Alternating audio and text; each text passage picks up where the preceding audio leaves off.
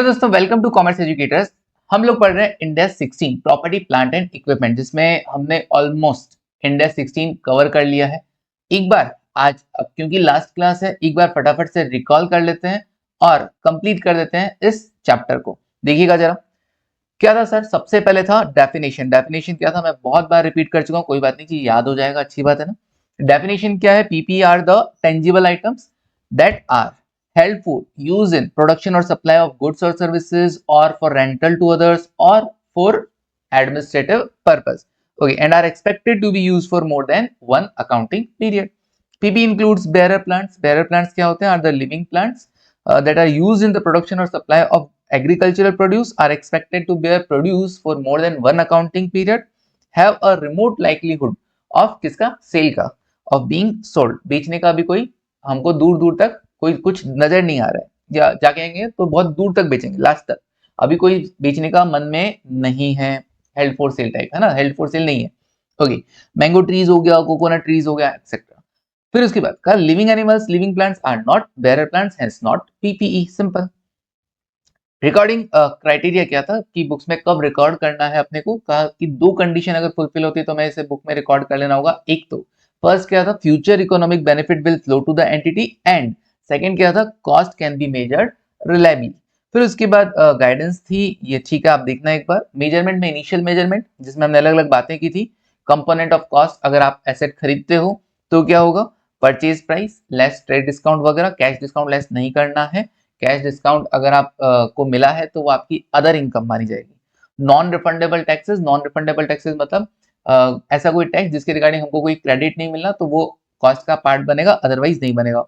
All directly attributable expenses मतलब क्या क्या शामिल है? एम्प्लॉय कॉस्ट हुआ, साइट प्रिपरेशन वगैरह हुआ, लेवलिंग हुआ, आपने देखा था लैंड वगैरह का लेवलिंग हुआ, इंस्टॉलेशन कॉस्ट हुआ, ट्रायल रन का कॉस्ट हुआ, और प्रोफेशनल फीस मतलब आर्किटेक्ट फीस वगैरह ये सब देते हैं, वो एसिडी कॉस्ट का पार्ट बना था। हमने क्वेश्चंस भी किए हैं इसके रिगार्डिंग।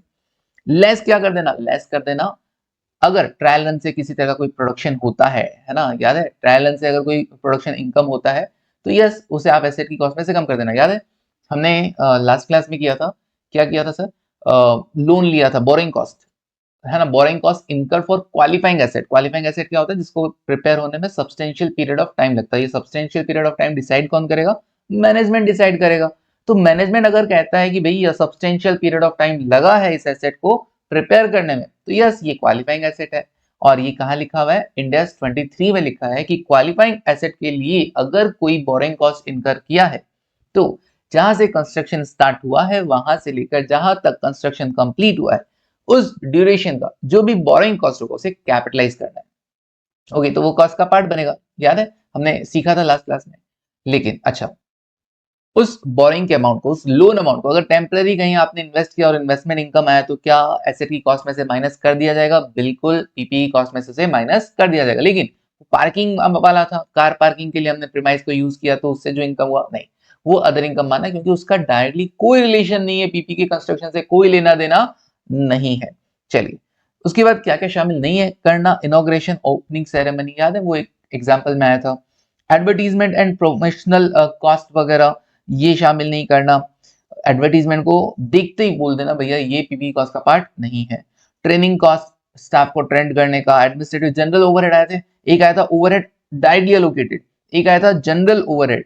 तो जनरल ओवरहेड शामिल नहीं करना, लेकिन ओवरहेड डायरेक्टली एलोकेटेड हो तो शामिल कर लेना।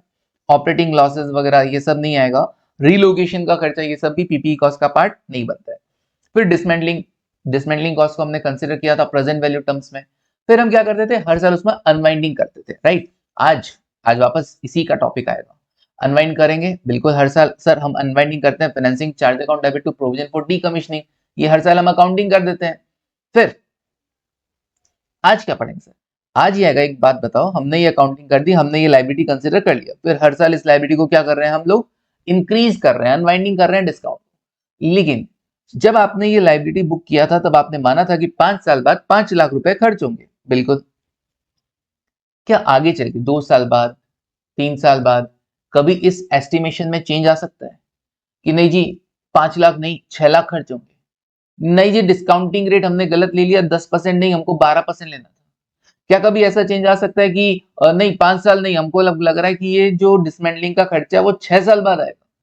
बिल्कुल, किसी भी फैक्टर में चेंज हो सकता है, क्योंकि वो सिर्फ एक एस्टिमेशन था कि 5 लाख खर्चा लगेगा, 5 साल बाद लगेगा, डिस्काउंटिंग रेट ये है, वो सब एक एस्टिमेशन। आगे चल के अगर इनमें से किसी भी फैक्टर में कोई चेंज आएगा तो ऑब्वियसली आपकी लायबिलिटी से इफेक्ट होगी।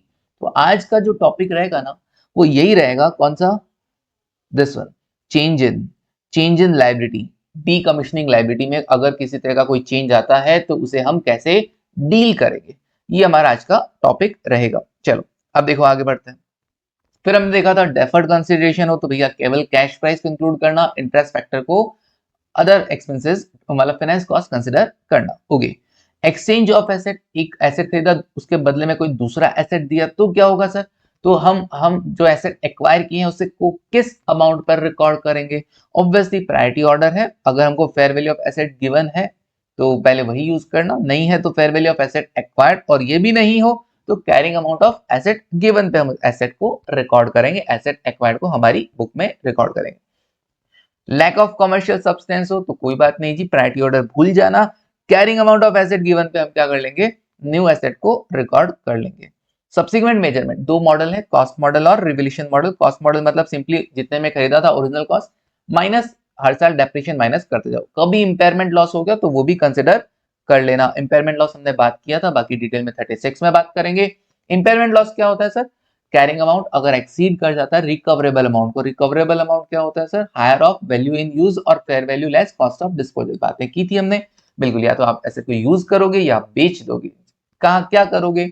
डिपेंड्स, कहाँ ज्यादा फायदा है वही रिकवरेबल अमाउंट होगा। कंपेयर करना कैरिंग अमाउंट से, कैरिंग अमाउंट अगर ज्यादा है रिकवरेबल से तो भैया up to the recoverable amount आपको कैरिंग अमाउंट को कम करना होगा, रिड्यूस करना होगा। That reduction is called impairment loss. ना रिवैल्यूएशन मॉडल, रिवैल्यूएशन मॉडल में क्या है? रिवैल्यूएशन मॉडल में हम एसेट को रिवेल कर देते हैं बैलेंस शीट की डेट को, तो हम फेयर वैल्यू पे शो करते हैं। फिर चलो इस साल तो शो कर दिया, नेक्स्ट ईयर क्या? नेक्स्ट ईयर भैया नेक्स्ट ईयर का डेप्रिसिएशन तुम लेस कर देना, सिंपल। सो उससे नेक्स्ट ईयर क्या? उससे नेक्स्ट ईयर 2 सालों का डेप्रिसिएशन लेस होने के बाद शो हो जाएगा, उससे नेक्स्ट ईयर 3 सालों का डेप्रिसिएशन लेस होने के बाद शो हो जाएगा। और ऐसे ही उन 1 2 3 साल में रिवेल करने के बाद के ईयर्स में अगर कोई इंपेयरमेंट लॉस हमको कंसिडर होता है तो yes, subsequent impairment loss consider करेंगे और लेस कर देंगे, सिंपल। रिवैल्यूएशन कितनी बार होगा? फ्रीक्वेंसी देखना पड़ेगा, वॉलेटिलिटी देखना पड़ेगा कि भैया वॉलेटाइल है क्या, तब तो हर साल, नहीं है तो 3 से 5 साल में एक बार। रिवैल्यूएशन जब भी आप करोगे तो पूरे क्लास ऑफ एसेट पे अप्लाई होगा, मतलब अगर आप फर्नीचर को रिवैल्यूएशन मॉडल पे शो कर रहे हो, कॉस्ट मॉडल पे शो नहीं कर रहे हो, तो जितने भी फर्नीचर है वो सब रिवैल्यूएशन मॉडल पे ही शो होंगे। ऐसा नहीं है एक फर्नीचर को तुम कॉस्ट मॉडल पे शो कर रहे हो, एक रिवैल्यूएशन मॉडल पे। हाँ, लेकिन बिल्डिंग में ध्यान रखना, एक ऑफिस बिल्डिंग एक इंडस्ट्रियल बिल्डिंग, दोनों अलग अलग बातें होती है, दोनों के लिए अलग अलग मॉडल आप यूज कर सकते हो। देन बात आया था कि जब आप रिवेल करते हो तो आपके अकाउंट में जो एक्यूमुलेटेड डेप्रिसिएशन अकाउंट है उसका क्या करोगे? सर हम उसको क्या करेंगे? एलिमिनेट कर देंगे। क्या करेंगे? एलिमिनेट कर देंगे। ओके, पहला ऑप्शन, एलिमिनेट करके हम एसेट को नेट कैरिंग अमाउंट पे लेके आ जाएंगे और देन एसेट को रिवेल करने का एंट्री पास कर दिया जाएगा। एसेट का बड़ा वैल्यू बढ़ा है तो एसेट टू रिवैल्यूएशन गेन, कम हुआ है तो revaluation loss account debit to asset. Gross approach में क्या होता है? एलिमिनेट नहीं किया जाता एक्यूमुलेटेड डेप्रिसिएशन को, इवन सिंपली आपका रिवैल्यूएशन गेन या लॉस का परसेंटेज देख लिया जाता है on carrying amount, on carrying amount. Okay, अब उस परसेंटेज को देखना और वही परसेंटेज अगर फायदा हुआ है तो एसेट का वैल्यू और एक्यूमुलेटेड डेप्रिसिएशन का वैल्यू दोनों उस अमाउंट से, उस परसेंटेज से इंक्रीज कर दिया जाएगा। और अगर रिवैल्यूएशन लॉस हुआ है तो उसी परसेंटेज से एसेट का वैल्यू और एक्यूमुलेटेड डेप्रिसिएशन का वैल्यू दोनों कम कर दिया जाएगा। बढ़ाने के लिए एसेट को डेबिट किया जाता है और एक्यूमुलेटेड डेप्रिसिएशन को क्रेडिट किया जाता है, और दोनों का वैल्यू कम करने के लिए उनके जो नेचर है, उनका अकाउंट का जो नेचर, उसके ऑपोजिट डील किया जाता है। मतलब एसेट का नेचर डेबिट होता है तो उसको क्रेडिट कर दो, एक्यूमुलेटेड डेप्रिसिएशन का जो नेचर है वो क्रेडिट होता है तो उसको डेबिट कर दो, सिंपली। और डिफरेंस में रिवैल्यूएशन गेन और लॉस आ जाएगा, सिंपल। ये हमने क्वेश्चन किया था। फिर बात है कि जब आप रिवैल्यूएशन गेन रिवेल करते हैं तो जो रिवैल्यूएशन गेन या लॉस होता है उसका क्या करते हैं? तो क्या देखो, अगर आप एसेट को फर्स्ट टाइम रिवेल कर रहे हो, फर्स्ट टाइम रिवेल कर रहे हो तो भैया गेन होगा, गेन होगा तो आप क्या करेंगे? उसे ओसीआई एनआर में ट्रांसफर करेंगे अपनी पॉकेट में। और अगर लॉस हुआ तो मम्मी पापा के पास चले जाना रोते धोते कि भैया लॉस हो गया, पैसा दे दो, सिंपल। ओके, अगर चलो फर्स्ट टाइम रिवेल हो, उसके बाद सब्सिक्वेंट रिवेल्यूएशन हुआ, अब रिवेल्यूएशन हुआ तो भैया अब ईमानदारी दिखाना। पहले गेन फिर गेन, अपनी पॉकेट में डालो ना यार, पहले नुकसान फिर नुकसान, जाओ फिर मुंह उठा के मम्मी पापा के पास चले जाओ, P&L। लेकिन पहले गेन बाद में लॉस, लॉस होते ही क्या मम्मी पापा के पास जाना है? नहीं रे, जितना अपनी पॉकेट में उतना अपनी पॉकेट से डेबिट करना, बाकी मम्मी पापा के पास चले जाना। पहले नुकसान हुआ, मम्मी पापा के पास गए, अब गेन हो रहा है तो लालच आ लपलपा नहीं भैया, अभी गेन हो रहा है तो पहले क्या करना, जितना मम्मी पापा से तुमने लेके आए थे उतना उनके क्रेडिट करो, बाद में कुछ एक्स्ट्रा अमाउंट बचता है तो तुम अपनी पॉकेट मतलब ओसीआई एनआर के अंदर क्रेडिट कर देना। ओसीआई वाला फंडा आता है ना तुमको, ओसीआई में ट्रांसफर करते हैं, पिंडल में, पिंडल का एक पोर्शन है जिसको नाम हमने ओसीआई दे दिया, कुछ स्पेसिफाइड आइटम वहां पे ट्रांसफर होते हैं और फिर वहां से कहा जाते हैं अदर इक्विटी में चले जाएंगे। अदर इक्विटी में रिटेन अर्निंग में नहीं जाएगा, उनका अपना अपना अलग अलग हेड बना हुआ है। रिटेन अर्निंग में कब जाएगा? रिवोल्यूशन सरप्लस से रिटेन अर्निंग में कब जाएगा? वो कैसा है कि भैया रिवोल्यूशन सरप्लस से रिटेन अर्निंग में ट्रांसफर कब करेंगे? या तो ऑप्शनल है कि हर साल एक्सेस डेप्रिसिएशन जितना लग रहा है उतना रिवोल्यूशन सरप्लस तुम रिटेन अर्निंग में ट्रांसफर करते चलो। क्यों? क्योंकि रिवेल किया तो एसेट की वैल्यू बढ़ी, बढ़ी तो एक्स्ट्रा डेप्रिसिएशन भी लगेगा, तो उस एक्सेस डेप्रिसिएशन के बराबर तुम हर साल रिवोल्यूशन सरप्लस से रिटेन अर्निंग में ट्रांसफर कर सकते हो। अदरवाइज ये तो मस्त है, जब एसेट बेच दोगे, डिस्पोज ऑफ कर दोगे, तो क्या करना पड़ेगा आपको? कंपल्सरीली क्या करना पड़ेगा? पूरा अमाउंट रिवोल्यूशन सरप्लस का उठा के रिटेन अर्निंग्स में ट्रांसफर कर देना होगा। डेप्रिसिएशन क्या होता है सर? सिस्टमेटिक अलोकेशन होता है और depreciable amount to the P&L over its useful life. Depreciable amount क्या होता है? Original cost minus residual value बोल दो, स्क्रैप वैल्यू बोल दो, सैल्वेज वैल्यू बोल दो। ओके, मेथड क्या क्या है? एसएलएम है, डब्ल्यूडीवी है, प्रोडक्शन यूनिट मेथड है। तीन मेथड स्पेसिफाई कर रखे हैं, तीनों में से जिस मेथड से चाहे उस मेथड से आप डेप्रिशिएट करें। किस मेथड से लगा सकते हैं? देखो डिपेंड करता है फ्यूचर इकोनॉमिक बेनिफिट अपने को कैसा मिलता है। अगर फ्यूचर बेनिफिट अपने को किसी एसेट से इक्वल मिलता है तो डेप्रिशिएट भी इक्वल कर दो। अगर अपने को फ्यूचर बेनिफिट ऐसा कम होता हुआ नजर आता है कि पहले साल ज्यादा मशीन यूजफुल होगी, फिर कम होगी, फिर कम, फिर कम, फिर कम, तो डब्ल्यूडीवी यूज करो।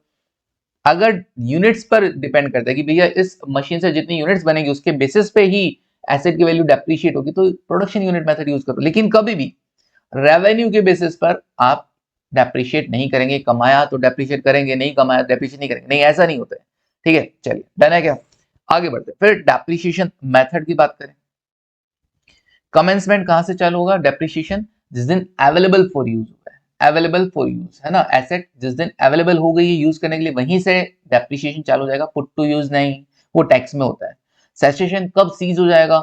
जिस दिन दोनों में से जो भी अर्लियर हो, या तो held for sale, asset classify कर दी गई हो हेल्ड फॉर सेल, या डी रिकॉग्नाइज कर दी गई हो। डी रिकॉग्नाइज मतलब या तो डिस्पोज ऑफ या फिर राइट ऑफ। डिस्पोज ऑफ मतलब सेल और राइट ऑफ मतलब वही कौन सा, नो फ्यूचर इकोनॉमिक बेनिफिट मिलेगा तो राइट ऑफ कर दिया जाएगा। फिर उसके बाद अब हम कंपोनेंट अकाउंटिंग भी देखे थे कि भैया एक पीपी उसके अलग अलग कंपोनेंट है, याद है वो टरबाइन वाला एग्जांपल। तो अगर आपको, या in major inspection is also a separate component, questions किए हम लोगों ने। देखो क्वेश्चन करने के बाद जब रिवाइज करते हैं ना तो उसका अपना फायदा होता है। एक ही बुक को अगर आप बार बार पढ़ते हैं तो समझने का आपका व्यू हर बार अलग अलग होता है, तो क्वेश्चंस करने के बाद भी रिवीजन जरूरी होता है। तो मैंने आपको यहाँ पे रिवाइज करवा दिया। तो मेजर इंस्पेक्शन को सेपरेट कंपोनेंट कंसिडर करना, वो टरबाइन वाला अपन ने देखा था कि स्टार्टिंग में वैल्यू नहीं दे रखी थी, 6 साल बाद उसको रिप्लेस किया तो 45 लाख उसका वैल्यू दे रखा था, हमने उसको पी फैक्टर लगा के प्रेजेंट वैल्यू पे लेकर आए, तो देखा कि अच्छा अब वैल्यू कितना है, मतलब बिल को सेपरेट करना पड़ा अपने को। फिर उसके बाद हमने क्या किया, डेप्रिशिएट किया 6 साल तक। ओल्ड वाले को तो रिप्लेस कर दिया था न्यू से, तो ओल्ड वाले की जो कैरिंग अमाउंट है वो पीपी की कैरिंग अमाउंट से हटा देना, और न्यू वाले की जो कॉस्ट है वो पीपी के अमाउंट में ऐड कर देना, इससे हमारे पास रिवाइज्ड कैरिंग अमाउंट मिल जाएगी। ठीक है, डन है। चलिए आगे बढ़ते हैं। फिर उसके बाद एनुअल रिव्यू, हर साल आपको क्या करना होगा, जैसे आपकी कोई डेप्रिशिएशन का मेथड है, हम सही लगा रहे हैं ना, रेजिडुअल वैल्यू हमने सही एस्टिमेट किया था ना, यूजफुल लाइफ हमने सही एस्टिमेट किया था ना, क्या कोई रिवीजन है क्या? अगर इनमें किसी भी तरह का कोई रिवीजन होता है तो उसे change in accounting estimate consider किया जाएगा, और चेंज इन अकाउंटिंग एस्टिमेट होने पर इंड एस 8 कहता है कि इफेक्ट कैसा जाएगा, प्रोस्पेक्टिव जाएगा, मतलब फ्यूचर ईयर्स में जाएगा, पास्ट में जाके कोई चेंज नहीं करना है, रेट्रोस्पेक्टिव को इम्पैक्ट नहीं देना है। डी रिकॉग्निशन, बुक से डी रिकॉग्नाइज कब कर दोगे, या तो डिस्पोज ऑफ या नो फ्यूचर इकोनॉमिक बेनिफिट।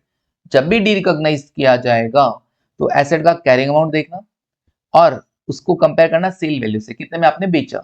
अगर ज्यादा में बेचा तो फायदा होगा, कम में बेचा तो नुकसान होगा, जो भी होगा नफा नुकसान उसे आप P&L में ट्रांसफर कर देंगे, इधर ओसीआई मत करना। ओके, अब अब क्या करें सर, 15 मिनट हो गए रिवाइज करते करते। अभी हम क्या करेंगे, ये नया टॉपिक करेंगे, चेंज इन डीकमीशनिंग और रिस्टोरेशन और सिमिलर लायबिलिटी, जो कि मैंने बोला था अभी रिवीजन के टाइम में, मैंने बोला था कि अब हम क्या पढ़ेंगे कि जो डीकमीशनिंग का खर्चा हमने एस्टिमेट किया था, जो लायबिलिटी हमने एस्टिमेट की थी, अगर उस लायबिलिटी में कोई चेंज आ जाए तो कैसे डील किया जाएगा। तो चलिए देखते हैं उसे कैसे डील किया जाएगा। आते हैं हमारे नोट्स वाले पार्ट पर। ये बनाएंगे ना हम लोग, ऑब्वियसली बना हुआ है तुम्हारे पास, लेकिन फिर भी हम यहाँ पे फिर से बनाएंगे। देखो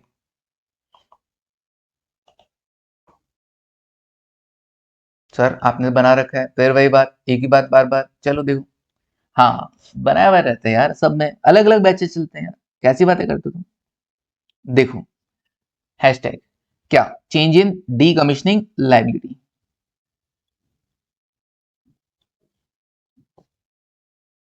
चेंज इन, आज यही टॉपिक है, हाँ आज बस यही टॉपिक और चैप्टर खत्म।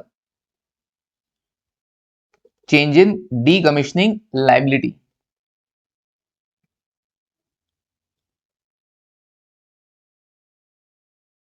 ओके जी, change in decommissioning liability.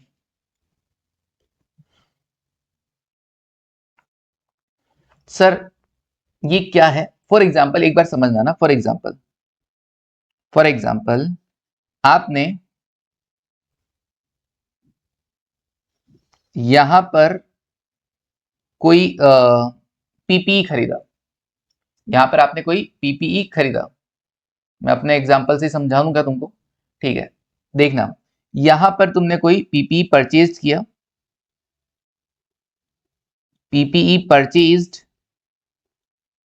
On 1 अप्रैल 2026, 1 अप्रैल 2026, 1 अप्रैल 2026 को आपने क्या किया, कोई पीपीई परचेज किया। ओके, वेंडर को कितना दे के आए, वेंडर को ऑलरेडी कितना पे किया, पे टू वेंडर, पे टू वेंडर कितना, पे टू वेंडर है 5 लाख। और डीकमीशनिंग का जो खर्चा है, डीकमीशनिंग का खर्चा प्रेजेंट वैल्यू टर्म्स में कंसीडर करना पड़ता है, तो प्रेजेंट वैल्यू ऑफ डीकमीशनिंग देखते हैं कि अपने को उसको क्या करके देना पड़ेगा, रीस्टोर करके देना पड़ेगा, चीजें सब वैसा जैसा पहले था वैसा बना के देना पड़ेगा। कब, eight the end of the useful life. कितना, मान लेते हैं कि खर्चा आने वाला है 1 लाख का, मान लेते हैं खर्चा आने वाला है कितना, 1 लाख का, डिस्काउंटिंग रेट 10% और 5 साल बाद, तो ये मैंने 5th ईयर का पी फैक्टर ले लिया 10% का, 1 डिवाइड बाय 1.10 करके, 1 डिवाइडेड बाय 1.10 किया, इक्वल टू 5 बार किया, देख लो कितना आ रहा है। बिल्कुल, तो ओके, ये हाँ जी कितना है, 0.621 किया तुम लोगों ने, 1 डिवाइडेड बाय 1.10 इक्वल टू 1 2 3 4 5, 0.6209 था, 621 कर दिया। तो मेरा एस्टिमेशन था 1 लाख रुपए का खर्चा होगा, कब होगा, 5 साल बाद होगा।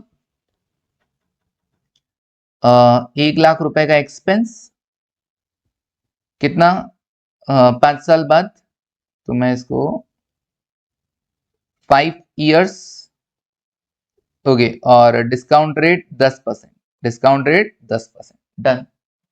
ओके, तो ये मेरा एस्टिमेशन था आज का, फर्स्ट डे का। तो ये मेरा कॉस्ट आया कितना, 60 to 100। तो मेरा जो आज मैं पीपी बुक में रिकॉर्ड करूंगा वो किस वैल्यू पर होगा, रिकॉग्निशन 562100, 562100, ये मैंने एस्टिमेट कर लिया, ठीक है। अब हुआ क्या, 1 साल बीत गया, 1 साल बीत गया,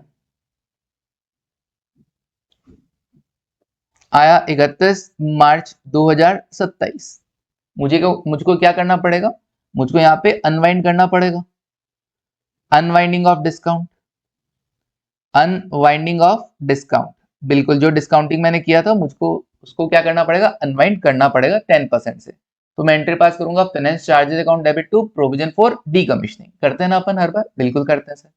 ऐसे ही मान लो यहां पर भी 31 मार्च 2028। यहां पर भी मैंने क्या किया, अनवाइंड किया, अनवाइंडिंग किया ऑफ डिस्काउंट, बिल्कुल ये भी मैंने अनवाइंडिंग ऑफ डिस्काउंट कर दिया, डन। अब हुआ क्या, अब यहां पर मेरा जो अनवाइंड करने के बाद अनवाइंडिंग कितना कितना हुआ वो अमाउंट भी मैं आपको बता देता हूं कि ये 62,100 था ना, तो यहां पे अनवाइंडिंग कितना हुआ 6210। अब मेरा जो लाइबिलिटी है, अब मेरा जो लाइबिलिटी है वो कितना हो गया सर, मेरा अभी जो लाइबिलिटी है वो हो गया है, पहले 62,100 था, फिर 6210 ऐड हो गया, 10% से अनवाइंडिंग किया अपन ने, अभी मेरा लाइबिलिटी कितना बैठा, 62,100 इंटू 10% और प्लस इक्वल टू करना था 62,100 इंटू 10%, ये 6210 आ गया, प्लस इक्वल टू गया 68,310। ओके, फिर अगली बार फिर इसका 10% इंटू 10% अनवाइंड करेंगे, 6831, 6831, ये लो जी मैंने अनवाइंड किया। अनवाइंड करने के बाद अब लाइबिलिटी कितना होगा, अब बैलेंस शीट बनाएंगे तो लाइबिलिटी का बैलेंस कितना रहेगा, लाइबिलिटी कौन सा, provision for decommissioning, provision for decommissioning, provision for decommissioning कितना 68,310 पहले से था, फिर 6831 और ऐड कर दिया, कितना होएगा देखते हैं, ये कितना होगा, प्लस इक्वल टू 75,141, 75,141। ओके जी, 75,141 रुपए। अब हुआ क्या, अनवाइंड किया, यहां तक समझ में आया, बिल्कुल सर यहां तक समझ में आया। अब हुआ क्या, अब हमने देखा कि भाई हम एस्टिमेशन हमारा चेंज हुआ, अब हमारा एस्टिमेशन यहाँ पर चेंज हुआ, हमारा अनवाइंड करने के बाद ये कहानी बैठ रही है। अब यहां पर चेंज इन, इसी डेट को, हाँ इसी डेट को, चेंज इन डीकमीशनिंग लायबिलिटी कैसे, अब जो हमारा एस्टिमेशन था वो हमें लगा कि यार 2 साल बीत गए तो बचे कितने 3 साल, लेकिन यहां पर जो मेरा एस्टिमेशन था कितने का 1,00,000 रुपए का, अब वो क्या हो गया है 80,000 रुपए। यहां से मैंने देखा 80,000 रुपए ही लगेंगे, 1,00,000 नहीं लगेंगे। अब बचे कितने, अब बचे हैं 3 साल, अब बचे कितने 3 साल, डिस्काउंटिंग रेट वही कितना 10%, डिस्काउंटिंग रेट वही 10%, बस चेंज क्या हुआ, पहले जो एस्टिमेशन 1,00,000 का था अब वो एस्टिमेशन कितना है 80,000 रुपए का, 80,000 रुपीज का है। तो क्या मेरे को अपनी लायबिलिटी को रिवाइज करना पड़ेगा, बिल्कुल मुझे अपना रिवाइज्ड कैरिंग अमाउंट पता करना पड़ेगा, रिवाइज लायबिलिटी पता करना पड़ेगा। तो भाई मैंने देखा मेरा रिवाइज्ड लायबिलिटी कितना है, revised decommissioning liability, revised decommissioning liability कितना आएगा, मैंने कहा देखो 80,000 रुपए है और 10% थर्ड ईयर का पी फैक्टर देखना है, यहाँ से 1 डिवाइड बाय 1.10, डिस्काउंटिंग रेट 10% है, यहाँ से 3 साल बाकी है, तो अब 5th ईयर का पी फैक्टर मत देखना, अभी थर्ड ईयर का पी फैक्टर देखना होगा। ओके 0.751 मल्टीप्लाई कर देते हैं, 80,000 इंटू 0.751, 60,080 रुपीज, 60,080 रुपीज, 60,080 रुपए। बताइए अब हम क्या करें, हमारे अकॉर्डिंग तो जो डीकमीशनिंग लायबिलिटी कैरिंग अमाउंट कितना निकल रहा है 75,141, जबकि रिवाइज के अंदर कितना निकल रहा है 60,080 रुपीज। अब क्या किया जाएगा, क्या डीकमीशनिंग लायबिलिटी में इंक्रीज हुआ कि डिक्रीज हुआ, सर डीकमीशनिंग लायबिलिटी में ना डिक्रीज हो गया है, डीकमीशनिंग लायबिलिटी में क्या हो गया है decrease, decrease in decommissioning liability, decrease in decommissioning liability, जो हमारी बुक में अनवाइंड करने के बाद, अनवाइंड करने के बाद कितना था 75,141, 75,141, लेकिन क्योंकि हमने रिवाइज कर दिया एस्टिमेशन में चेंज आया तो अभी क्या होगा, अभी कितना कम पड़ा ये 75,141 से अगर हम डिफरेंस लें इसका 15,061, समझते हो हिंदी, बिल्कुल समझनी चाहिए। 15,061, 15,061, ये हमारी डीकमिशनिंग लाइबिलिटी कम हो गई। अब हम पढ़ क्या रहे हैं टॉपिक, हम टॉपिक यही पढ़ रहे हैं कि अगर डीकमिशनिंग लाइबिलिटी में कोई चेंज हुआ तो इसको कैसे डील किया जाएगा, इसको कैसे डील किया जाएगा। क्लियर है वाली चीज। चलिए अभी हम देखते हैं इसको कैसे डील करना है। ओके सर, तो देखो it depends how to deal increase और decrease in current, decrease in decommissioning liability. Okay, तो यहां पे लिख देता हूं how to deal, how to deal क्या, change in decommissioning liability, change in decommissioning liability. आखिर डीकमिशनिंग लाइबिलिटी को डील कैसे किया जाए, उसमें चेंज अगर होता है तो डील कैसे किया जाए, इस 15,061 ये जो डिक्रीज हुआ है इसको डील कैसे किया जाए, का इट डिपेंड्स, का इट डिपेंड्स। सबसे पहले तो क्या कि आप कॉस्ट मॉडल फॉलो कर रहे हैं या रीवैल्यूएशन मॉडल फॉलो कर रहे हैं, कि आप कॉस्ट मॉडल फॉलो कर रहे हैं या रीवैल्यूएशन मॉडल फॉलो कर रहे हैं, कॉस्ट मॉडल या रीवैल्यूएशन मॉडल।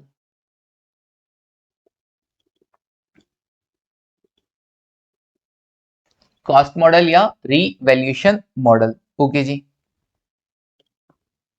सब्सिक्वेंट मेजरमेंट था ना, जब हम कॉस्ट मॉडल करें बैलेंस शीट की डेट को हम कैसे शो करेंगे, तो अगर आप कॉस्ट मॉडल फॉलो कर रहे हो तो अलग ट्रीटमेंट है, अगर आप रिवैल्यूएशन मॉडल फॉलो कर रहे हो तो अलग ट्रीटमेंट है। ओके,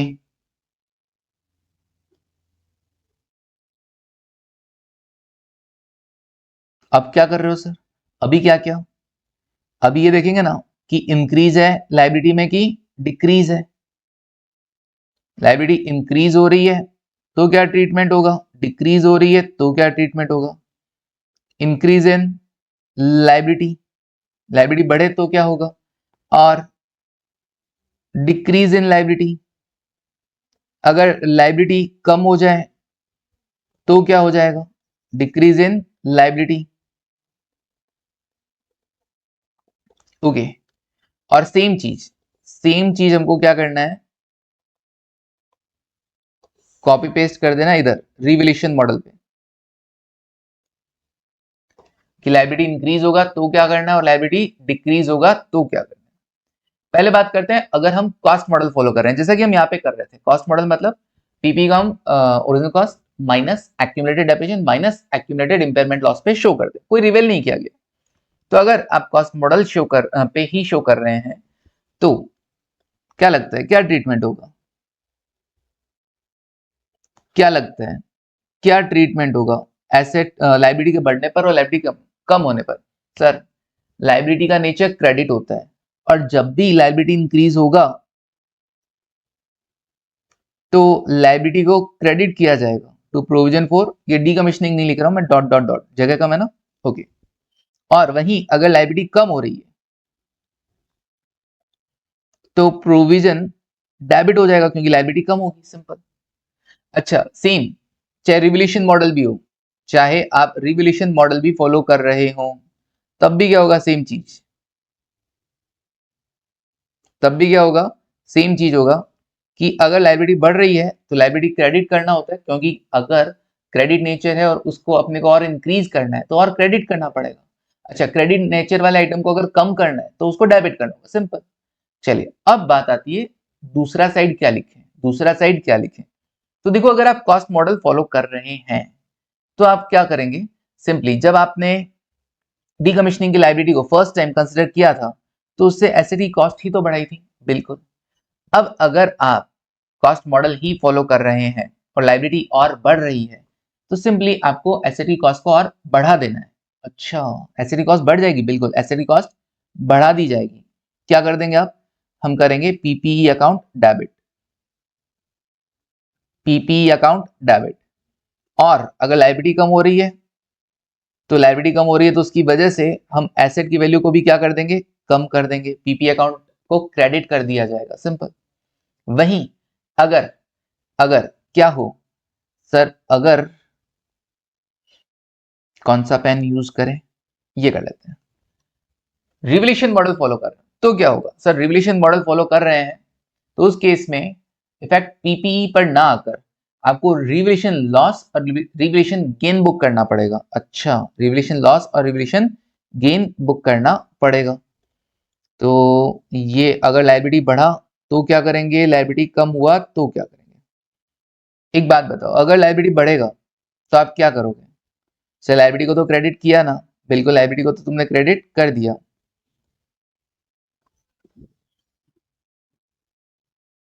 दूसरा साइड, लायबिलिटी बढ़ेगा तो फायदा है कि नुकसान? सर लायबिलिटी बढ़ेगा तो ऑब्वियसली नुकसान है, नुकसान है तो तुम रिवोल्यूशन लॉस बुक करोगे, revolution loss account debit. Okay, और अगर फायदा हुआ तो, फायदा हुआ तो रिवोल्यूशन गेन बुक करोगे, फायदा हुआ तो रिवोल्यूशन गेन बुक करोगे, दैट्स इट, बस, सिंपल। चलिए डन। तो अगर चेंज हुआ है डीकमिशनिंग लायबिलिटी में तो उसका इंपैक्ट कैसे जाएगा, इस तरीके से जाएगा। और ये सब्सिक्वेंट मेजरमेंट की कैटेगरी में आएगा। ये जो रिवोल्यूशन लॉस है या ये जो रिवोल्यूशन गेन है वो सब्सिक्वेंट मेजरमेंट का जैसा ट्रीटमेंट करते हो सेम वैसा ट्रीटमेंट किया जाएगा। ओके, डन है क्या? हाँ जी डन है। जो भी फर्स्ट टाइम सेकंड टाइम वो जनरली रहता है, लेकिन ये रिवोल्यूशन लॉस रिवोल्यूशन गेन ही ट्रीट किया जाएगा। आगे जाके तुमसे ट्रीटमेंट पूछेंगे नहीं, इसका ऐसा कोई ट्रीटमेंट तुमसे नहीं पूछा, ऐसा क्वेश्चन बहुत बड़ा बना देंगे वरना कोई तुमसे नहीं पूछने वाला। बाकी जैसा रिवोल्यूशन गेन और लॉस का हमने ट्रीटमेंट पढ़ा था सेम वैसा ही रहेगा। चलिए आगे बढ़ेंगे नेक्स्ट। बिल्कुल फर्स्ट टाइम सेकंड टाइम वो सब सब्सिक्वेंट नहीं, फर्स्ट टाइम सेकंड टाइम वो सब ध्यान में इसके अकॉर्डिंग ही करना। फर्स्ट टाइम हो रहा है तो रिवोल्यूशन लॉस पी&ल में जाएगा ना, फर्स्ट टाइम अगर हो रहा है तो रिवोल्यूशन गेन कहाँ जाएगा, ओसीआईएनआर में जाएगा, सब्सिक्वेंट हो रहा तो उसके अकॉर्डिंग काम करना। ठीक है डन। चलिए अब क्या करें सर, अब है ना हम क्वेश्चन कर लेते हैं। क्वेश्चन कौन सा, क्वेश्चन नंबर 19, 18 तक हो गए थे, नाउ क्वेश्चन नंबर 19। खुश हो जाएगा तुमको एकदम मन इस क्वेश्चन को देख के। एक कंपनी ने क्या किया, पीपीई परचेज किया, कितने में खरीदा, 5 लाख में खरीदा। डीकमिशनिंग का खर्चा 1 लाख रुपए, फिफ्थ ईयर के एंड में 10% डिस्काउंटिंग रेट। अरे सर अभी जो आपने एग्जांपल हमको समझाया था, जिस एग्जांपल के थ्रू समझाया वो यही था। सेकेंड ईयर के एंड में क्या हो रहा है, डीकमिशनिंग का खर्चा चेंज होकर कितना हो रहा है, 80,000 हो रहा है। मतलब मैंने क्या किया, यही एग्जाम्पल तुमको समझाने में यूज कर लिया। यहां पर पीपी खरीदा कितने में, 5 लाख में। ओके, डीकमिशनिंग का खर्चा 1 लाख रुपए, कब, 5 साल बाद, 10% डिस्काउंटिंग रेट। तो प्रेजेंट वैल्यू पे अपन ने क्या किया, उसको कॉस्ट कंसिडर कर लिया, बिल्कुल। और फिर अनवाइंड किया, अनवाइंड करने 1 साल किया, दूसरे साल किया, 2 साल अनवाइंड करने के बाद देखा कि अभी कैरिंग अमाउंट कितना है। फिर जब रिवाइज डीकमिशनिंग लायबिलिटी हमने पता किया तो हमने देखा कितना आ रहा था, 60,080 रुपीज। तो मैंने कहा भैया कैरिंग अमाउंट इतना है, ये रिवाइज अमाउंट इतना है, इसका मतलब डीकमिशनिंग लायबिलिटी कम हो गया 15,060 पर। आप लिखना चाहे तो वापस से लिख लें, लो मैं लिखवा देता हूँ। चीज वही थी सेम बिल्कुल, चीटिंग है ये, मैं नहीं खेलता। हाँ खेलना तो पड़ेगा, है ना, खेलना तो पड़ेगा। देखो कॉस्ट ऑफ पीपीई, अब अपन उसको लिख लेते हैं, वो पहले ऊपर चार्ट बनाया था ना, अब उसको प्रेजेंट कर देते हैं। कॉस्ट ऑफ पीपीई कितना sir, cost to vendor, cost pay to vendor, है ना, पे टू वेंडर कितना सर, वेंडर को पे किया 5 लाख रुपए plus present value of decommissioning, present value of decommissioning cost कितना, डीकमिशनिंग कॉस्ट वही 1 लाख रुपए, 0.621 से मल्टीप्लाई कर देता हूं फिफ्थ ईयर का पी फैक्टर, 10% रेट से फिफ्थ ईयर का पी फैक्टर 62,100 कितना आएगा, ये आएगा 5,62,100। ओके डन, आगे बढ़ते नेक्स्ट। फिर उसके बाद कैलकुलेशन ऑफ, अब क्या करें, हमने क्या किया था, कॉस्ट पता करने के बाद हमने क्या किया था, यहाँ पे हमने कॉस्ट पता कर ली, फिर फर्स्ट सेकेंड में गए, हमने कहा अनवाइंडिंग कितना होगा, तो अनवाइंडिंग का वर्किंग नोट बना देते हैं। ओके, तो calculation of unwinding of discount,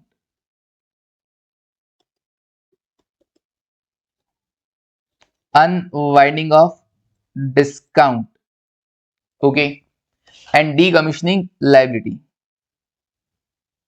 और जो डीकमीशनिंग लायबिलिटी का बैलेंस आएगा वो हम पता कर देते हैं अनवाइंड करने के बाद। Decommissioning liability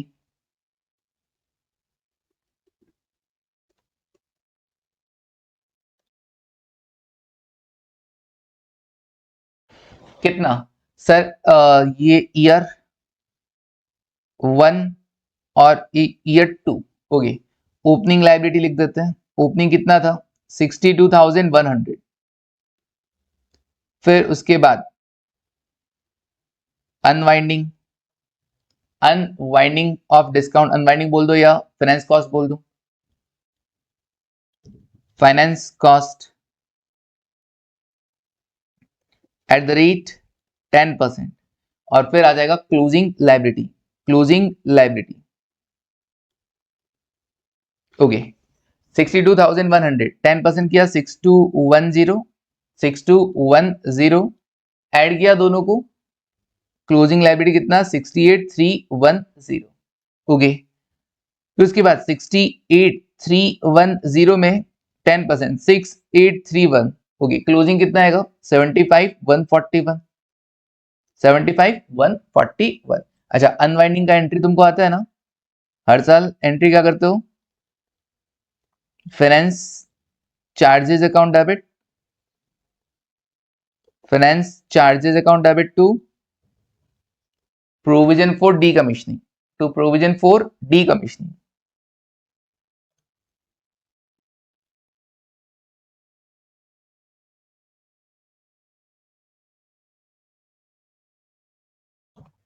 okay, finance charges account debit to provision for decommissioning account, simple हो गया, डन। अब क्या करें सर, ये तो मैंने सिर्फ समझाने के लिए बता दिया, अगले ने क्या पूछा था, अगले ने पूछा था शो द ट्रीटमेंट, तो ठीक है बता रहे हैं, चेंज का ट्रीटमेंट बताना है ना। अब क्या करेंगे सर, अब एक और काम करेंगे कि हमने अनवाइंड यहां तक तो पहुंच गए, डीकमीशनिंग की लायबिलिटी तक तो पहुंच गए, कितना अमाउंट 75,141, चेंज करेंगे, चेंज भी पता हो जाएगा, ये भी आ जाएगा। अब हमको एक काम और कर लेना है, 2 साल बाद का पीपीई का कैरिंग अमाउंट पता कर दो, 2 साल बाद पीपीई का अमाउंट पता कर दो। आप चाहे तो वो वर्किंग नोट पहले बना लें, आप चाहे तो पहले डिक्रीज पता कर दें, चलो मैं डिक्रीज पता कर देता हूँ। रिवाइज्ड डीकमीशनिंग लायबिलिटी कितनी है, revised decommissioning liability, revised decommissioning liability कितनी है, ये एक काम करते हैं, पहले ना कैरिंग अमाउंट ही पता कर देते हैं, 2 साल बाद का पहले ये कैरिंग अमाउंट आ गया ना, अभी कैरिंग अमाउंट चलने दो, carrying amount, carrying amount of PPE, carrying amount of PPE, property plant equipment का कैरिंग अमाउंट कितना है, कब, eight the end of second year, eight the end of second year.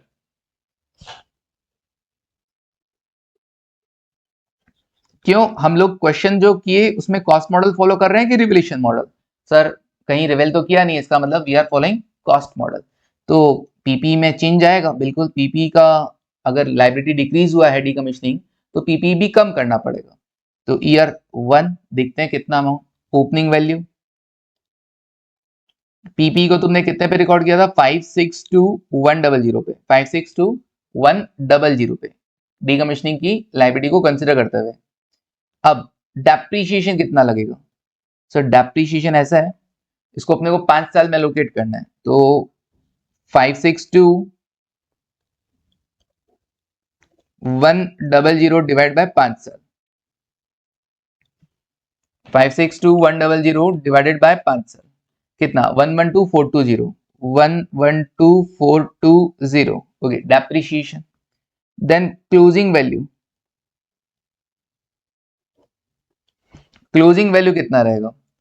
तो 562100, 562100 माइनस किया 112420, 449680, 449680। ओके, नाउ 449680 में से अगेन डेप्रिशिएशन तो वही रहेगा, कितना? 112420 एसएलएम है, मान लेते हैं एसएलएम है, कितना माइनस किया 112420, 337260, अभी 337260 अभी कैरिंग अमाउंट है पीपी का इतना।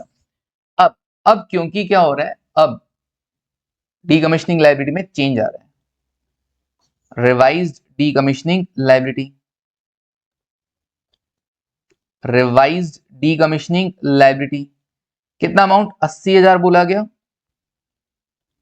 ईयर में कोई चेंज नहीं है, ईयर में कोई चेंज नहीं था, तो 0.621 नहीं लेना। आज से, अब आज से कितने साल बचे? आज से 3 साल बचे, 3 साल बचे तो थर्ड ईयर का पी फैक्टर लेना, तो 80,000 इंटू 0.751, 60,080। और देखो चेंज इन डीकमिशनिंग कितना है? Decrease in decommissioning liability, decrease in decommissioning liability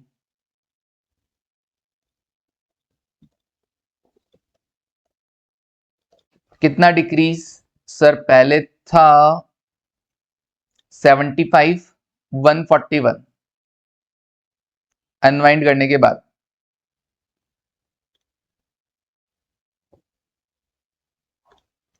75,141। Okay, और अब हो गया है कितना? रिवाइज्ड 60,080, 60,080, तो कितना कम हुआ? 75,141 minus 60,080, 75,141 minus 60,080, 15,061, 15,061, 15,061, 15,061, that's it. Okay, ये कम हो गया। अब इसको डील कैसे किया जाएगा? तो जर्नल लिख लो,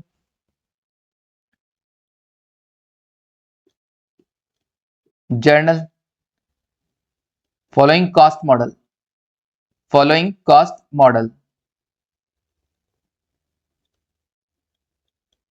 कॉस्ट मॉडल फॉलो कर रहे हैं। क्या करोगे? कम हुआ ना लायबिलिटी, लायबिलिटी कम होगा तो अपन क्या करेंगे? डेबिट करेंगे। Provision for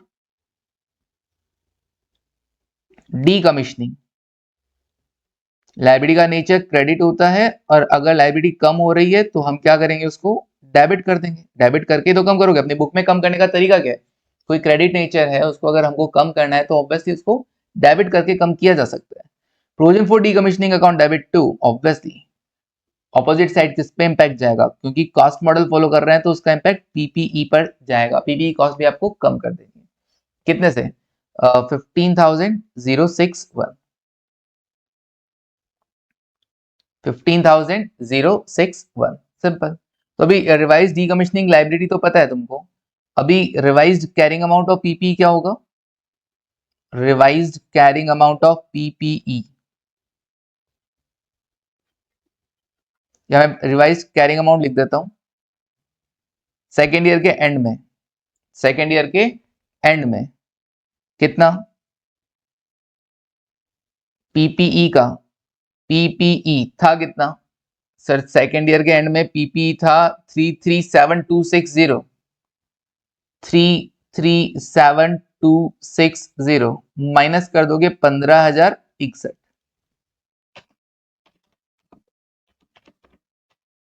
322,199। Okay, in future जो डेप्रीशिएशन चार्ज होगा वो इस अमाउंट पर चार्ज होगा, 322,199 अगले 3 सालों के लिए। तो इसको 3 सालों में डिवाइड कर दोगे और हर साल डेप्रीशिएशन का अमाउंट आ जाएगा। ओके, फिर उसके बाद ऐसे ही डीकमिशनिंग लायबिलिटी तो अपने को पता है, लायबिलिटी का बैलेंस कितना?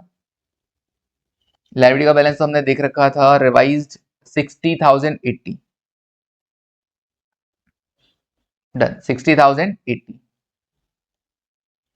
ओके, था कितना वैसे? कैरिंग अमाउंट कितना था? 75,141,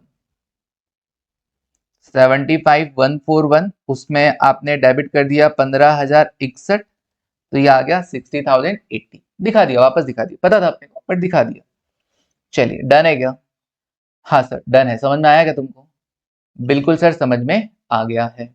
चलिए नाउ ऐसा ही एक सेम क्वेश्चन है, क्वेश्चन नंबर 20। देखो जरा क्वेश्चन नंबर 20, सेम मतलब वही डीकमिशनिंग लायबिलिटी के अंदर चेंज का। क्या कह रहा है? H limited purchase an item of PP costing 100 million.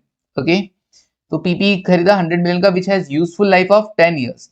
The entity has a contractual decommissioning and site restoration obligation estimated at 5 million to be incurred at the end of 10th year. Okay, तो 10th year के end में क्या होगा? 10th year के end में इसको क्या चाहिए सर? 5 मिलियन। 5 मिलियन का खर्चा एस्टिमेट किया गया, ठीक है। डीकमिशनिंग लायबिलिटी कैलकुलेट कर लेंगे, डिस्काउंटिंग रेट 8% है, तो हो जाएगा 8% का पी 5 साल का नहीं 10 साल का हम क्या करेंगे? पी फैक्टर लगाएंगे। पी फैक्टर लगाकर 5 मिलियन पे मल्टीप्लाई करके देख लेंगे आज प्रेजेंट वैल्यू टर्म्स में कितना है, उसे 100 मिलियन में ऐड कर देंगे। Company follow SLM method of depreciation clear भी कर दिया है, फॉलो द कॉस्ट मॉडल ये भी क्लियर कर दिया है। वो तो सिर्फ हमारा समझने का था ना एग्जाम्पल, इसलिए हमने लिखा नहीं था। लिखना हो लिख लेना कि भाई हम लोग एसएलएम मॉडल कर रहे हैं फॉलो और कॉस्ट मॉडल फॉलो किया जा रहा है, बस लिख लेना ऊपर भी। आगे बढ़ते हैं। Determine the carrying value of an item of PP and decommissioning liability at each year end. हर साल के एंड में आपको बताना है। When there is no change in the expected decommissioning expenses, expected timing of recurring expenses, incurring expenses और the discount rate. मतलब किसी भी फैक्टर में कोई चेंज नहीं हुआ है, मतलब ना तो डिस्काउंटिंग रेट में कोई चेंज है, ना 5 मिलियन में कोई चेंज है, ना ही 10th ईयर में कोई चेंज है। सेकंड क्या बोल रहा है? सेकंड बोल रहा है at the end of the year 4, fourth year के एंड में। फोर्थ ईयर के एंड में क्या? फोर्थ ईयर के एंड में एंटिटी एक्सपेक्ट कर रहा है that the estimated cash outflow on account of decommissioning to be incurred at the end of the useful life of asset will be 8 million. Okay, revised हो गया। बिल्कुल, पहले जो 5 मिलियन सोच रहे थे अभी वो 8 मिलियन हो गया है। ओके, मतलब डीकमिशनिंग एक्सपेंसेस को रिवाइज किया गया है at the end of the fourth year. उसके अलावा कुछ बोला है कि यूजफुल लाइफ में कोई चेंज आ गया, डिस्काउंटिंग रेट में कोई चेंज आ गया? नहीं, मतलब एक फैक्टर चेंज हुआ। कोई भी फैक्टर चेंज होगा लायबिलिटी तो रिवाइज हो जाएगी। Determine in case B how H limited need to account for changes in decommissioning liability. तो ए भी करना है, बी भी करना है, देखते हैं कैसा होगा। पहले वाले केस में तो हर साल के एंड में कैरिंग अमाउंट बता देना है, सेकंड में चेंज हुआ है तो चेंज को डील कैसे किया जाएगा वो बताना है। ठीक है जी, डन है। ओके, चलो देखते हैं क्वेश्चन नंबर 20। क्वेश्चन नंबर 20 कैसे होगा?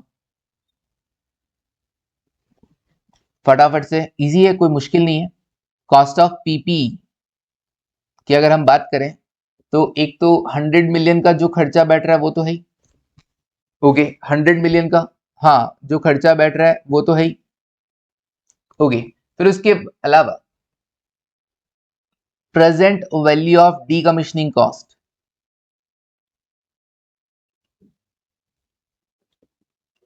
Present value of decommissioning cost कितना?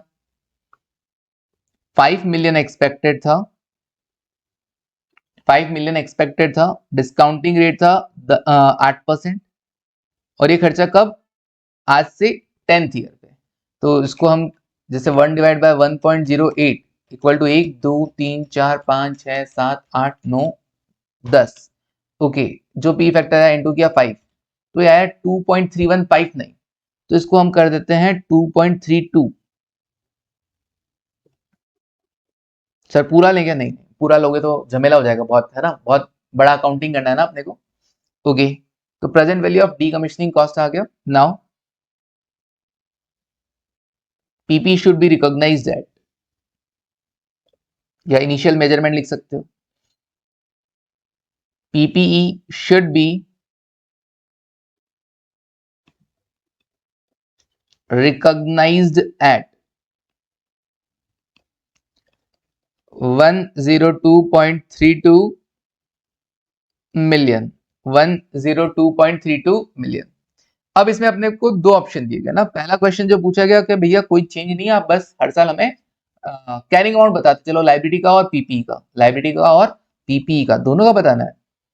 कैरिंग अमाउंट बता देना एट ईच ईयर एंड। अच्छा, पीपी का भी और लाइबिलिटी का भी, और ए और बी दोनों में बताना है। ओहो, चलो बता देते हैं, बड़ा हो जाएगा ना। हाँ कोई बात नहीं, चलने दो। If there is no change, if there is no change, अगर कोई चेंज नहीं हो इन एक्सपेक्टेड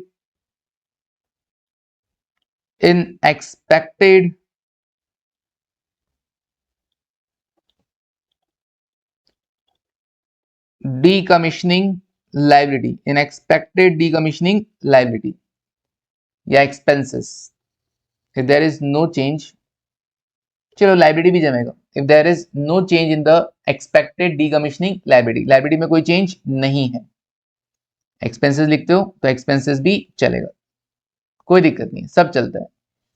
तो अगर कोई चेंज नहीं है तो क्या होगा, क्योंकि एक्सपेंसेस में चेंज आए, चाहे डिस्काउंटिंग रेट में चेंज आए, चाहे ईयर में चेंज आ जाए, तो डीकमिशनिंग लाइबिलिटी में चेंज आ जाता है। ओके, रुपीज मिलियन में थे तो ऊपर लिख देता हूं रुपीज इन मिलियन। अब कॉलम्स हमको बनाने होंगे कौन कौन से, ईयर वाइज हमको कैरिंग अमाउंट बताना है, ईयर वाइज हमको कैरिंग अमाउंट बताना है, बता देते हैं सर। हाँ जी देखो, ईयर कितना 1 to 10, ईयर 1 to 10, बहुत सारे कॉलम बनेंगे तो बड़ा ध्यान से, ईयर, फिर उसके बाद कैरिंग अमाउंट। अपन इसमें एक काम कर सकते हैं, है ना, इसमें हम एक काम कर सकते हैं, जैसे ईयर लिखा ठीक है, यहाँ पे पीपी लिख देते हैं और यहाँ पे डीकमिशनिंग लाइबिलिटी लिख देते हैं, डीकमिशनिंग लाइबिलिटी। ओके, ईयर लिखा, पीपी लिखा, डीकमिशनिंग लाइबिलिटी लिखा, पीपी का ओपनिंग वैल्यू, कैरिंग अमाउंट वगैरह ये सब, carrying amount,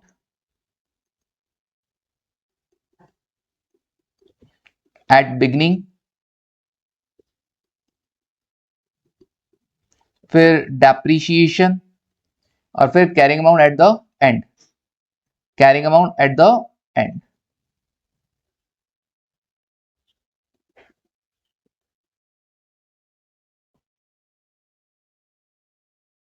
okay, carrying amount at the and, ठीक है जी।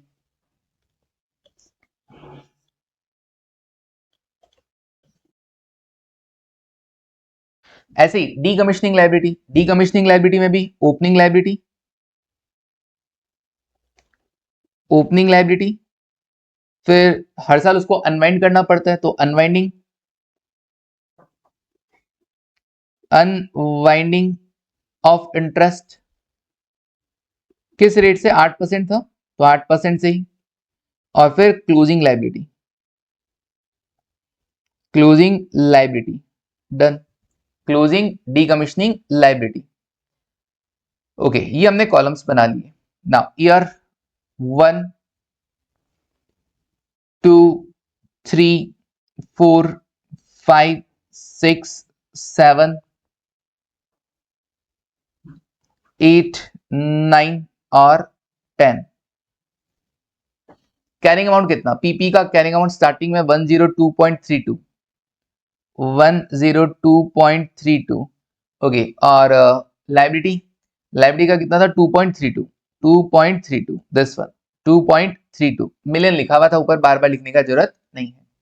अब पीपी में तो डेप्रिसिएशन लगेगा, 10 साल है, एसएलएम मेथड है, तो 102.32 डिवाइडेड बाय 10, तो 10.23, 10.23 हर साल आप डेप्रिशिएट कर दीजिए, 10.23, 10.23, 10.23, ये हर साल डेप्रिशिएट हो जाएगा।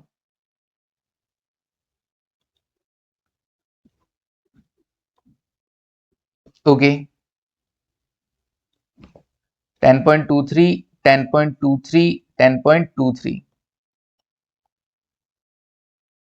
ये लो जी, ये हमने लगा दिया हर साल का डेप्रिसिएशन। अब आप क्या हर साल डेप्रिसिएशन लेस करने के बाद का कैरिंग अमाउंट खुद बता सकते हैं? हाँ बिल्कुल, जैसे कि फॉर एग्जांपल 102.32 में से 10.23 लेस किया, या मान लो 92.0 9 है ना, 92.09।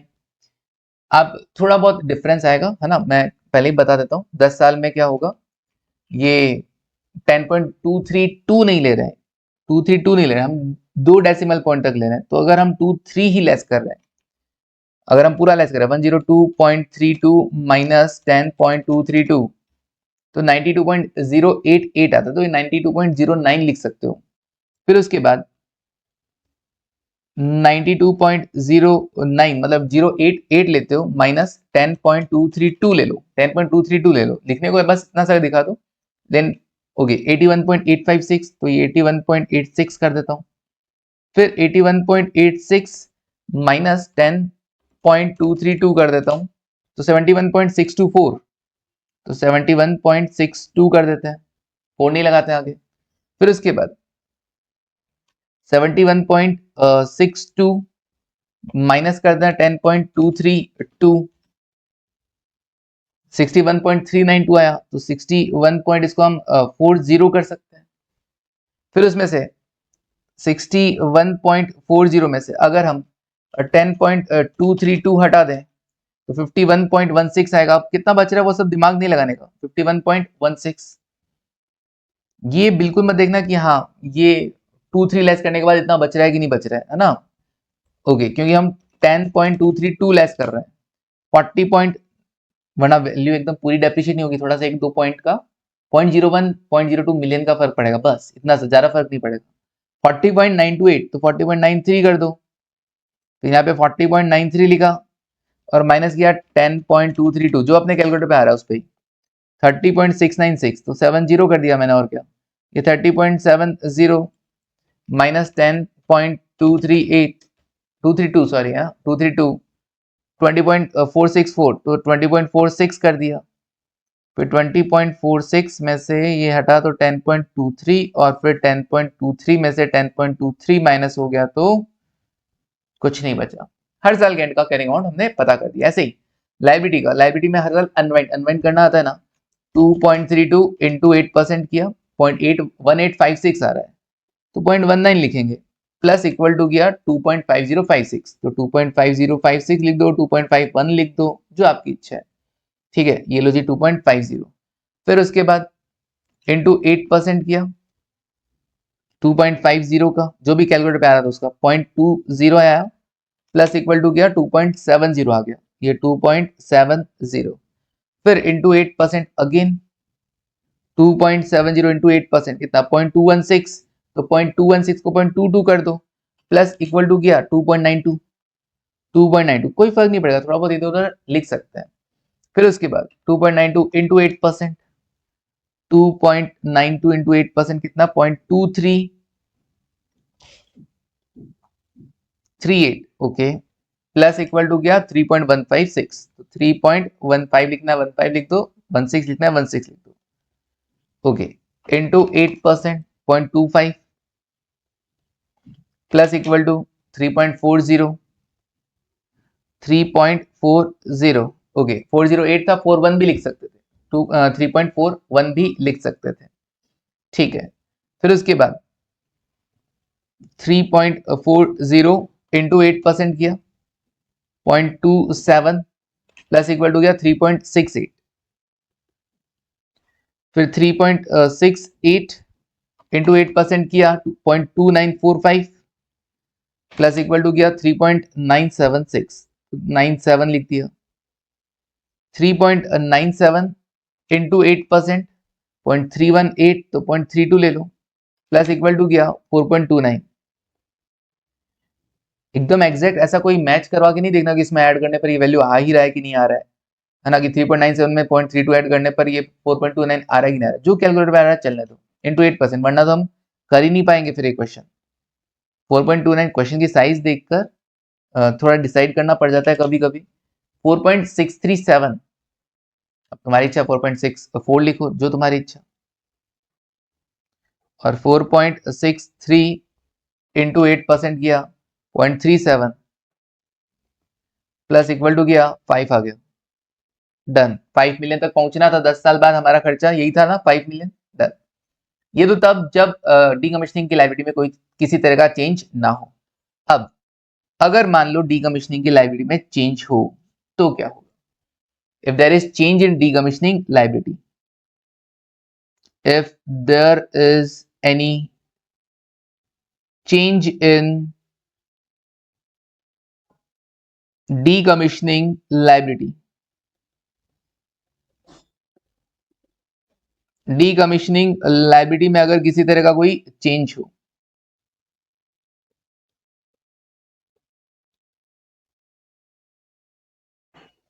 चेंज होगा तो क्या बोला उसने, क्या बोला था, कब चेंज है? फोर्थ ईयर के एंड में, फोर्थ ईयर के एंड में चेंज है, 8 मिलियन एक्सपेक्ट किया गया। अच्छा, तो रिवाइज कर देते हैं। Revise decommissioning liability, revised decommissioning liability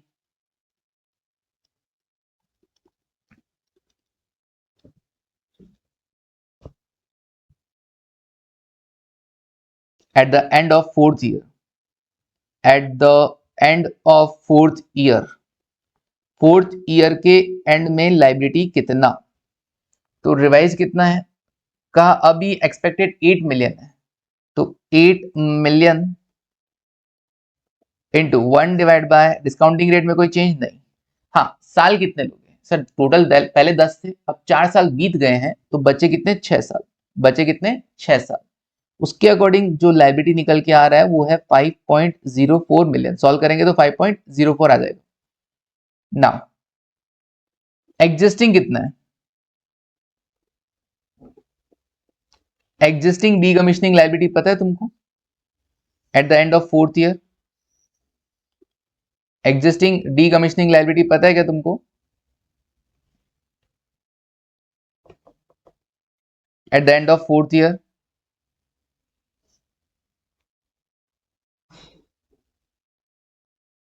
हाँ, ऊपर टेबल देखेंगे पता चल जाएगा। एग्जिस्टिंग डीकमीशनिंग का जो लायबिलिटी है वो फोर्थ ईयर के एंड में है 3.15, 3.15। Okay, decommissioning liability fourth year के एंड में 3.15 मिलियन। तो 3.15 मिलियन से अब ये क्या हो गया है, अब ये 5.04 हो गया, तो इंक्रीज हो गया, increase in decommissioning liability, increase in decommissioning liability, increase in decommissioning liability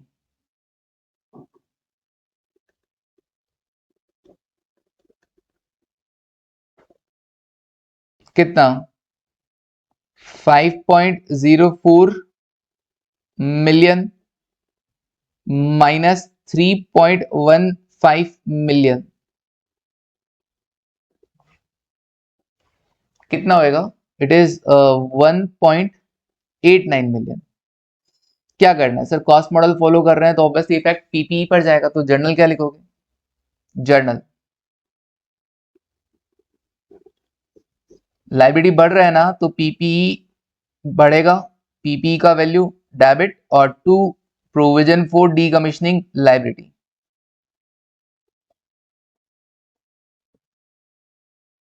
provision for decommissioning liability कितना, 1.89 मिलियन, 1.89 मिलियन, सिंपल। अब क्या करें, अगेन टेबल शो करेंगे, 5th to 10th ईयर, 4 साल तक का तो टेबल सेम है, तो उसको प्रेजेंट नहीं करना। Table 4 5th to 10th year हम फिर से शो कर देंगे, 1 to 4 सेम है, शो करने का जरूरत नहीं है, ठीक है ना। Table till 4 year same as in case A. Now अब क्या करें, अभी ये फिर से कॉपी मार लेंगे, ये वाला अमाउंट, ये टेबल के कॉलम्स जो है, ये डेप्रिशिएशन चेंज हो जाएगा, अभी डेप्रिशिएशन चेंज हो जाएगा, उसको नहीं कॉपी मारेंगे, डेप्रिशिएशन चेंज हो गया है।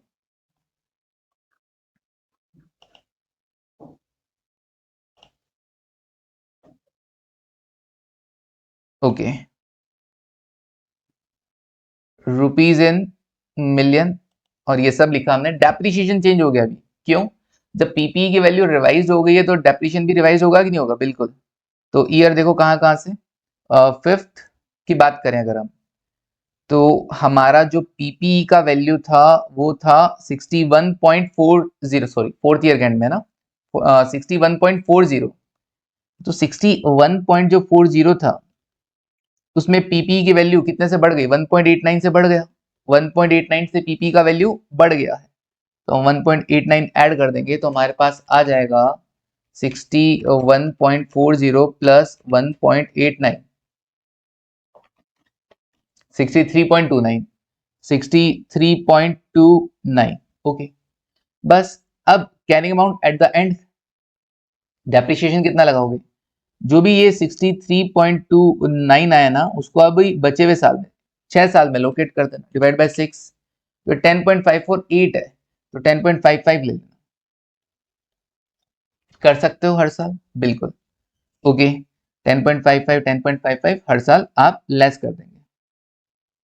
6th 7th 8th 9th और 10th सब में 10.55 हमको लेस कर देना है। रेजिडुअल वैल्यू कुछ था नहीं, तो ऑब्वियसली लास्ट में क्या बचेगा? नील बचेगा।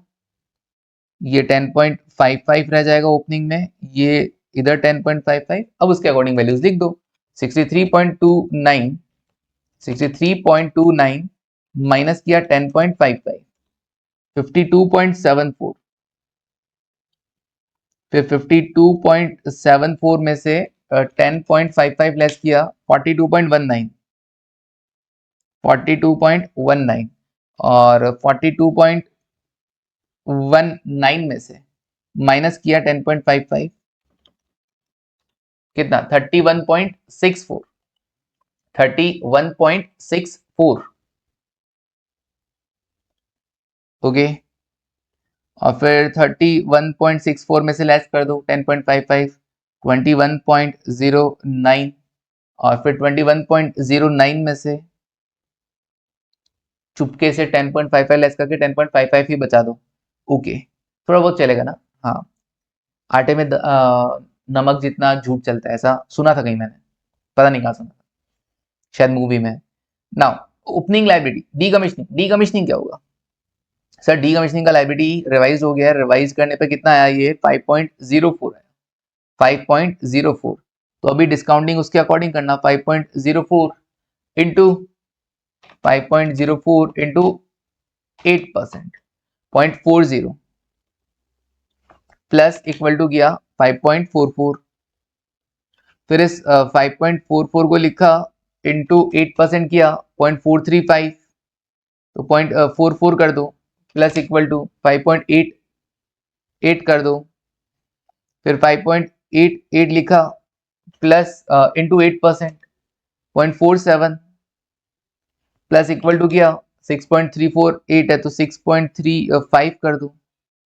फिर 6.35 लिखा इंटू 8%, 0.5079 है तो 0.51 कर दिया, प्लस इक्वल टू लिखा 6.86, 6.86 लिखा इंटू 8% किया। हाँ देखो 6.86 इंटू 8% किया 0.5488, तो 0.55 लिखा प्लस इक्वल टू किया 7.4088, तो 7.41 और फिर इसका इंटू 8% और कर दो, 7.41 और 0.59 लिख देता हूं, प्लस इक्वल टू किया 8 मिलियन, 8 मिलियन। डन, यही पहुंचना था ना? बिल्कुल हो गया, डन। चलिए कंप्लीट अपना। अगले ने बोला था हर साल के अमाउंट, कैरिंग अमाउंट बताना है, दोनों का मैंने बता दिया, पीपीई का भी और लाइबिलिटी का भी। डन। चलिए अब last question, question number 21। Question number 21,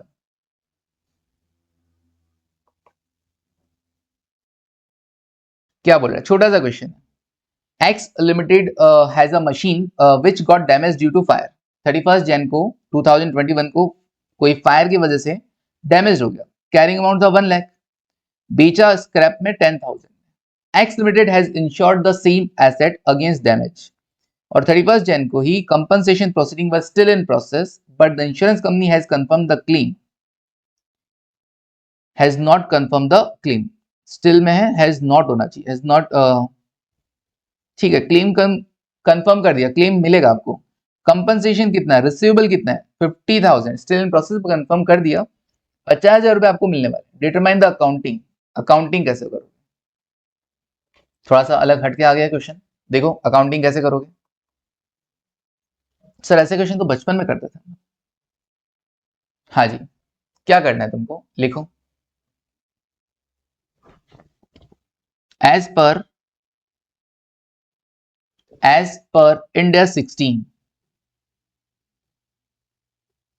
as per India 16, impairment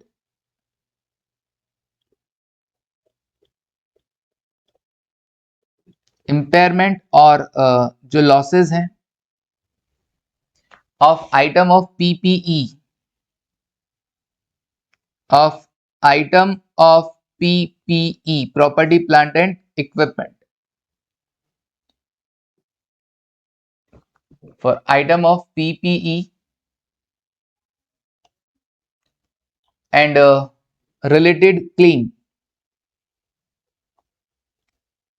related claim for or payment of compensation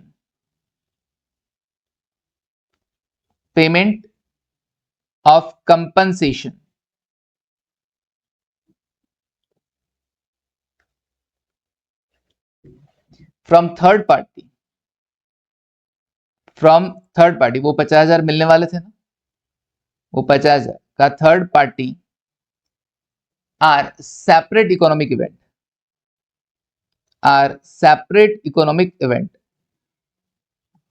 का दोनों अलग अलग है भाई, तुम्हारा नुकसान होना और क्लेम मिलना दोनों अलग अलग बातें हैं। Separate economic events and should be accounted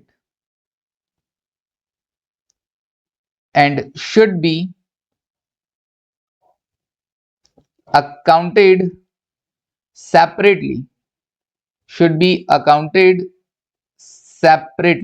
okay. मतलब क्वेश्चन ये अराइज होता है कि भाई 1 लाख की चीज थी, डैमेज स्क्रैप में तो 10,000 मिला, इंश्योरेंस कंपनी से 50,000 मिलेंगे, तो क्या करें, लॉस कितना कंसिडर करें, क्या हमें लॉस 1 लाख माइनस 50,000 माइनस 10,000, 40,000 का लॉस बुक करना चाहिए, या नुकसान 90,000 का बुक करके 50,000 को अदर इनकम मानना चाहिए, क्या करना चाहिए। तो इसीलिए बोला गया कि दो सेपरेट इवेंट्स हैं। तो जब आप सेल कर रहे हो at the time of sale of scrap machine, at the time of sale of scrapped machine,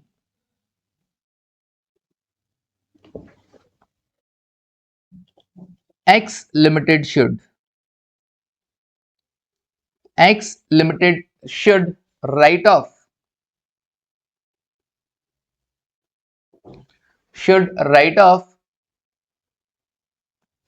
the carrying amount,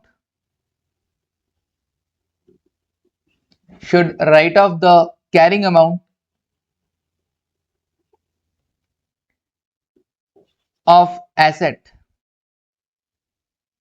from books of account,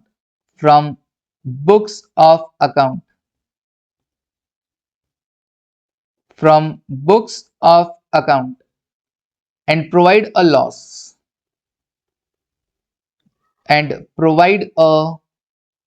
loss, of rupees 90,000,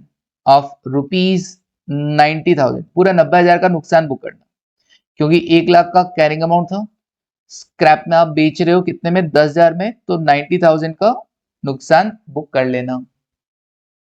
फिर उसके बाद as on 31 March 2021, as on 31st March 2021, X Limited should recognize income should recognize income of rupees 50,000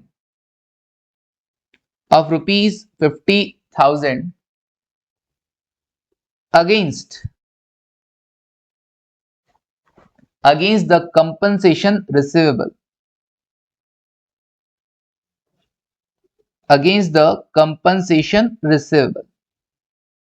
ये थोड़ा सा हटके question हो गया अलग से, बट ठीक है, प्रिपेयर कर लो। Against the compensation receivable in its, कहां पे रिकॉग्नाइज करना income? In its P and profit और लॉस, इन इट्स प्रॉफिट और लॉस।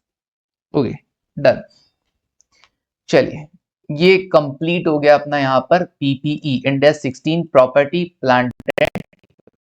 ओके तो 21 सारे क्वेश्चंस हमने किए, रिवाइज भी किया बार बार, तो आई होप आपको अच्छे से समझ में आ गया होगा। डन है हमारी तरफ से, कॉन्सेप्ट भी कंप्लीट है, क्वेश्चंस भी कंप्लीट है, कुछ रहा नहीं है। घर पे एक बार क्या कर लेना, फिर से रिकॉल कर लेना। तो आज की क्लास यहीं पे खत्म। Thank you, take care and bye.